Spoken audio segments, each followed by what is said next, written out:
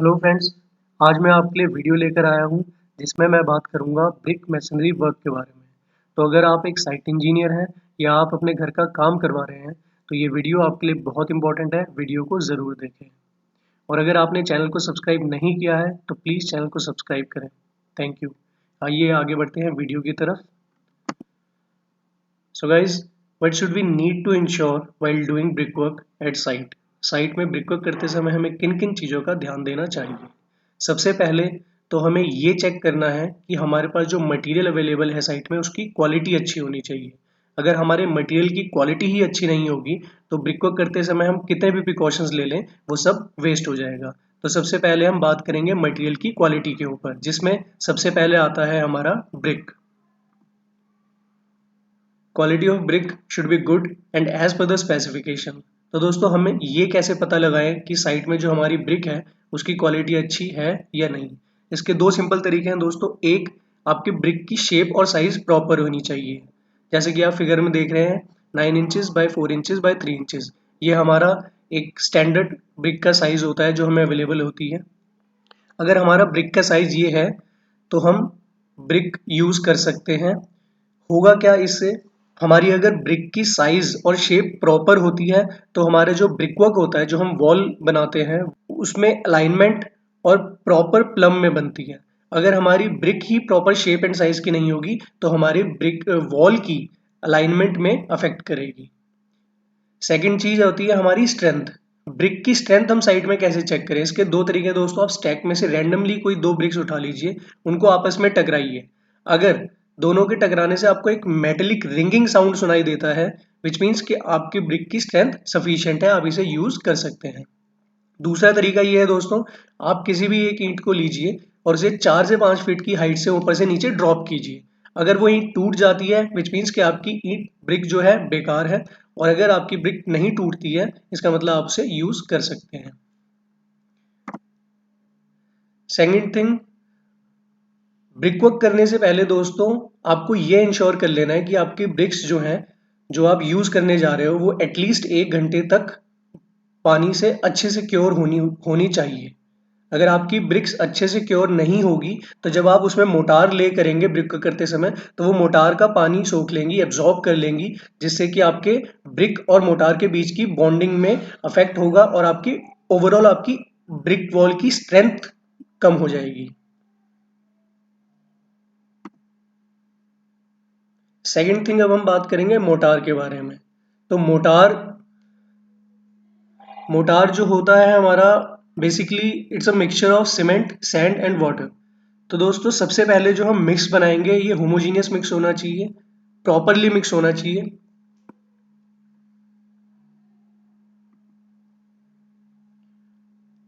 दोस्तों हम 9 इंच की ब्रिकवर्क में जो हम मिक्स यूज करते हैं, जो हम रेशियो यूज करते हैं सीमेंट एंड सैंड का, वो होता है 1:6 का। और हम 4.5 इंच की जो ब्रिकवर्क करते हैं उसमें जो हम सीमेंट मोटार का मिक्स जो यूज करते हैं वो करते हैं 1:4 का, जिसमें 1 हमारा सीमेंट होता है, 4 हमारा सैंड। नाउ अब हम बात करेंगे सीमेंट, सैंड और वाटर की क्वालिटी के ऊपर। तो दोस्तों जब हम ब्रिकवर्क करते हैं तो हम पीपीसी ग्रेड का सीमेंट यूज करते हैं ब्रिकवर्क करते समय। पीपीसी ग्रेड, बेसिकली दो टाइप के सीमेंट अवेलेबल होते हैं मार्केट में, एक पीपीसी एक ओपीसी। ओपीसी जनरली हम आरसीसी वर्क के लिए यूज करते हैं और पीपीसी हम ब्रिकवर्क, प्लास्टर या पीसीसी इस टाइप के वर्क्स के लिए यूज करते हैं। तो हम ब्रिकवर्क करते समय पीपीसी ग्रेड का सीमेंट यूज करेंगे। Second thing, sand. सैंड हमारी वेल ग्रेडेड होनी चाहिए। अगर हमारी सैंड में कोर्सर पार्टिकल ज़्यादा हैं तो हमें उसको पहले छानना पड़ेगा, उसके बाद ही हम उसे कंस्ट्रक्शन के लिए अलाउ करेंगे।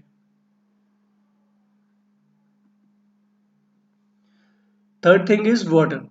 पानी हमारा जो है सॉल्टी वाटर नहीं होना चाहिए और हार्ड वाटर नहीं होना चाहिए। दोस्तों अगर हमारा पानी अगर सॉल्टी वाटर अगर हम यूज करते हैं कंस्ट्रक्शन में तो इसका रिजल्ट क्या होगा, जब आप ब्रिक वर्क कर लेंगे कुछ समय बाद आप देखेंगे ब्रिक वॉल के सरफेस में आपको व्हाइटनेस सी दिखने लग जाएगी, जिसे हम कहते हैं इफ्लोरेसेंस। उससे होता क्या है, जब आप उस सरफेस में प्लास्टर करेंगे तो वो जो सॉल्टी मटेरियल है जो वाइटनेस जो है वो प्लास्टर और वॉल के बीच की बॉन्डिंग को अफेक्ट करता है। प्लास्टर धीरे धीरे कुछ समय बाद आप देखेंगे वो जो व्हाइटनेस है वो प्लास्टर में शिफ्ट हो जाएगी और प्लास्टर झड़ने लगेगा धीरे धीरे। तो इसलिए हमें हमेशा ध्यान देना है जो भी हम वाटर कंस्ट्रक्शन काम में यूज करते हैं वो कभी भी सॉल्टी वाटर नहीं होना चाहिए। तो अब हम काम के लिए तैयार हैं। सबसे पहले हमें साइट में आर्किटेक्चरल प्लान के अकॉर्डिंग हम ब्रिक लेआउट करेंगे कि हमारी वॉल्स कहाँ कहाँ पे किस तरीके से आएंगी, हमारे जो स्ट्रक्चर है, हमारे जो कॉलम है वहाँ से कितनी दूरी पे हमारा स्पेस रूम बन रहा है। इस हिसाब से सबसे हम पहले बेसिक एक लेआउट करेंगे, सिर्फ एक सिंगल ब्रिक की लेयर लगा देंगे।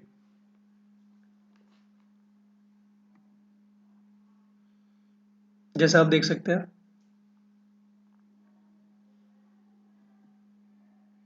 नाउ ब्रिक वर्क करते समय हमें यह ध्यान देना है हर एक ब्रिक लेयर में प्रॉपर लाइन, लेवल और प्लम फॉलो होना चाहिए, ये बहुत मस्ट है। तो दोस्तों लाइन और लेवल के लिए हम एक थ्रेड यूज करते हैं बेसिकली, जिसे हम नॉर्मल लैंग्वेज में, साइट के अपने लैंग्वेज में हम सूता बोलते हैं। एक धागा टाइप का होता है जिसे हम दोनों एंड में बांध लेते हैं, जिससे हमें एक प्रॉपर लाइन मिल जाती है कि हाँ हमारा ब्रिक का टॉप सरफेस इस लेयर का ये रहेगा, इससे ऊपर नहीं जाएगा और इससे नीचे भी नहीं जाएगा। इससे क्या होता है हमारी जो हर लेयर जो होती है ब्रिक की, जिसे हम बेसिकली जो हम साइट लैंग्वेज में हम बोलते हैं, हर रद्दा जो होता है हमारा एक प्रॉपर एक लाइन में आपको मिलेगा, ऊपर नीचे नहीं होगा। सेकंड होता है प्लम। आपकी वॉल की जो वर्टिकल अलाइनमेंट है वो प्रॉपर होनी चाहिए, आपकी ऊपर से झुकी हुई या आगे भागी हुई नहीं होनी चाहिए। तो इसमें हम प्लम फॉलो करते हैं, जिसे हम प्लम बॉब कहते हैं या साहुल साइट की लैंग्वेज में।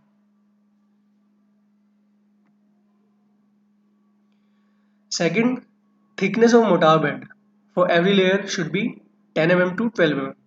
जो हम ब्रिक ले करेंगे, हर ब्रिक लेयर में जो हम मोटार यूज करेंगे वो 10 to 12 mm के बीच होना चाहिए, इससे ज्यादा नहीं होना चाहिए और इससे कम भी नहीं होना चाहिए। तो इसमें हमें क्या ध्यान देने की जरूरत है? नॉर्मली होता क्या है, साइड में जो मेसन्स होते हैं, जो मिस्त्री होते हैं, वो जल्दी जल्दी काम करने के चक्कर में सिर्फ हॉरिजॉन्टली अपना मोटार ले करते हैं, ब्रिक्स प्लेस करते हैं और उसके बाद सेकंड लेयर में हॉरिजॉन्टली फिर दोबारा मोटार ले करके ब्रिक्स प्लेस कर देते हैं। पर इसमें छूट क्या जाता है हमारा, इसमें जो हमारे वर्टिकल ज्वाइंट्स है, दो ब्रिक्स के बीच का जो वर्टिकल ज्वाइंट है वो कई बार मेसन्स जो होते हैं वो फिल नहीं करते हैं, सिर्फ हॉरिजॉन्टली मोटार ले करके ब्रिक्स प्लेस करते चले जाते हैं।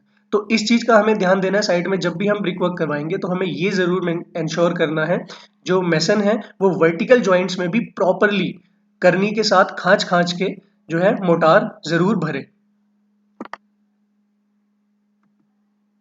Hacking of RCC surface if your brick work is terminated on RCC surface. तो दोस्तों अगर आपके ब्रिक वॉल के एजेस में या एंड्स में कोई आरसीसी का कॉलम या कोई आरसीसी की वॉल आ रही है, तो वहां पे हमको इस चीज का बहुत खास ध्यान रखना है। हमें आरसीसी सरफेस में प्रॉपर हम सबसे पहले हम हैकिंग करेंगे और हैकिंग करने के बाद हम एक सीमेंट का घोला बना के उसमें डालेंगे और घोला डालने के बाद ही हम वहां पे जो है अपना ब्रिक वर्क करें।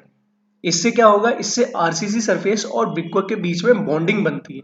अदरवाइज अगर हम ऐसा नहीं करते हैं तो क्या होता है, कुछ समय बाद आप देखेंगे आरसीसी और ब्रिकवर्क का जो जंक्शन है वहां पे हमको कुछ समय बाद क्रैक नजर आएगा, और जो कि हमारा प्लास्टर करने के बाद भी क्रैक डेवलप होने के चांसेस होते हैं। तो इसलिए हमें आरसीसी सर्विस के साथ में जब भी हमारा ब्रिकवर्क हम टर्मिनेट हो रहा होगा, हमें वहां पे हैकिंग करनी बहुत मस्ट है।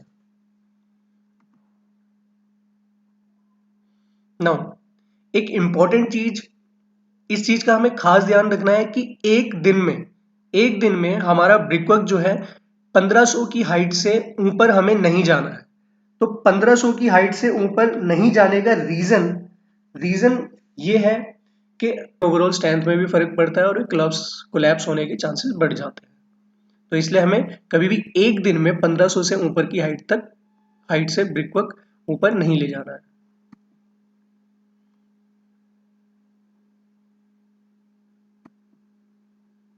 Now, after the completion of brickwork, always do racking of joints on fair side face of wall। तो दोस्तों फेयर साइड फेस और रफ साइड फेस क्या होता है वॉल का, जब मैसन जिस साइड खड़ा होके वॉल कंस्ट्रक्ट कर रहा है वो आपका फेयर सरफेस होता है, और उसका जो अपोजिट फेस होता है वॉल का उसे हम रफ सरफेस कहते हैं। ऐसा होता क्यों है? ऐसा होता है इसलिए कि जो आपका फेयर साइड होगा वो आपको हमेशा प्रॉपर लाइन में और एक प्रॉपर प्लम में मिलेगा, पर जो आपका अपोजिट सरफेस होता है वॉल का, रफ सरफेस होता है, उसमें आपको अलाइनमेंट नहीं मिलती है, अनइवन सरफेस होता है। उसमें आपको ब्रिक का जो सरफेस होगा वो प्रॉपर एक लाइन में नहीं मिलेगा कभी भी। तो हम बात करें फेयर सरफेस की, फेयर सरफेस में हमेशा जॉइंट्स की रैकिंग कंपलसरी है। आपको इसका बहुत खास ध्यान देना है, रैकिंग ऑफ जॉइंट होनी ही चाहिए। इसके दो रीजन है, एक तो आपकी ब्रिकवर्क जो है देखने में साफ सुथरा लगता है, अच्छा लगता है, एक चीज। दूसरा इसका टेक्निकल रीजन क्या है? टेक्निकल रीजन इसका ये है कि जब हम उस वॉल सरफेस में प्लास्टर करने जाएंगे तो ये प्लास्टर और वॉल के बीच में एक इंटरलॉकिंग जॉइंट बनाएगा, जिससे कि स्ट्रेंथ बढ़ जाती है हमारे प्लास्टर वर्क की। तो प्लास्टर कभी हमारा इन फ्यूचर झड़ने के या गिरने के चांसेस जो हैं नहीं होते हैं। तो इसलिए हमें खास ध्यान देना है कि जॉइंट्स की रैकिंग जरूर होनी चाहिए ब्रिकवर्क होने के बाद। अब बात आई रफ साइड सरफेस में हम कैसे करेंगे, क्योंकि वो तो अनइवन होता है, हम वहां पे रैकिंग नहीं कर पाएंगे। तो वहां पे हम क्या करते हैं, वहां पे हम नॉर्मली एक झाड़ू लेते हैं और झाड़ू से उसे साफ कर देते हैं।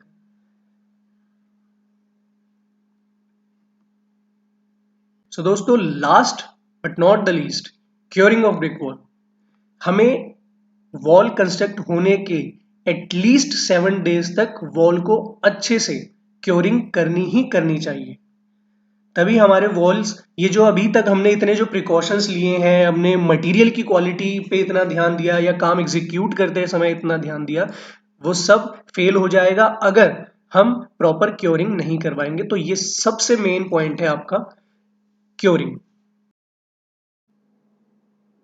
Thank you so much guys.